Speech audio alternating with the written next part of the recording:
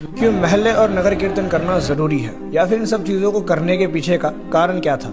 इन सारी चीजों का हम लोग एक स्टोरी के बेस पर समझते हैं। एक बार की बात है जब एक नन्हा सा शेर अपने झुंड से अलग होकर बकरियों के झुंड में जा पहुंचा और वहीं पर उन बकरियों की तरह खाना खाने लगा और मैं करना शुरू कर दिया।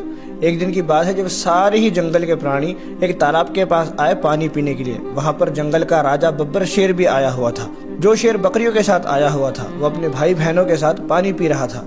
तभी उस जंगल के राजा ने बड़ी ही जोर से दहाड़ मारी। तभी उस नन्हे शेर ने अपने आप को पानी में देखा और ये रियलाइज किया कि मैं इन बकरियों जैसा बिल्कुल नहीं दिखता जिनको मैं अपना भाई बहन मानता था। मैं तो उस बब्बर शेर जैसा दिखता हूँ जो इस जंगल का राजा है। देन उसने भी दहाड़ मारने की कोशिश की। एक दो बार उसकी दहाड़ नहीं निकली, पर जब उसने दहाड़ मारी तो सारा जंगल हिला। बैक टू द पॉइंट, बात ये नहीं है कि आप शेर हो या नहीं, बात तो यह है कि आपको पता होना चाहिए कि आप शेर हो। अलेक्जेंडर कहते हैं कि मुझे उन शेरों के झुंड से डर नहीं लगता जिनका राजा कोई बकरा हो या फिर जिनका लीडर कोई बकरा हो। मुझे उन बकरों के झुंड से डर लगता है, मुझे उन भेड़ों के झुंड से डर लगता है जिनका राजा, जिनका लीडर कोई शेर हो।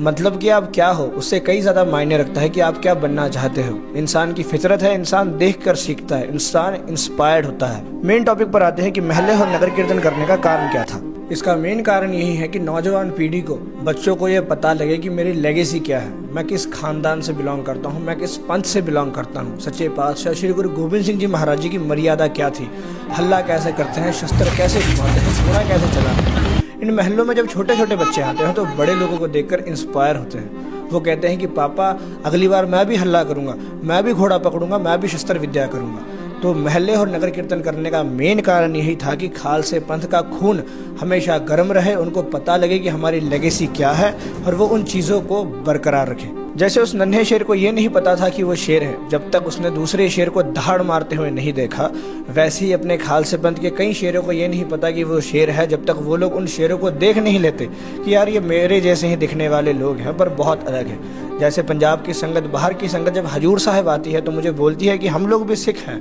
पर यहाँ के सिख बहुत ज्यादा अलग है। वो लोग यहाँ के सिखों को देखकर ये कहते हैं कि यार यहाँ पे अलग ही जोश है, यहाँ का जज्बा, यहाँ का जोश, यहाँ का जाहो जलाल बहुत अलग है।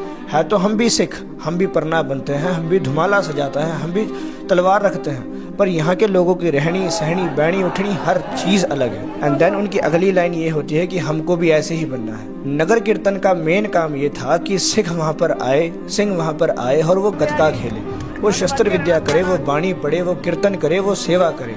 पर आजकल के लोग कुछ और ही कर रहे हैं। इसीलिए अपनी मर्यादा को सांभो और उसके पीछे के कारण को समझो।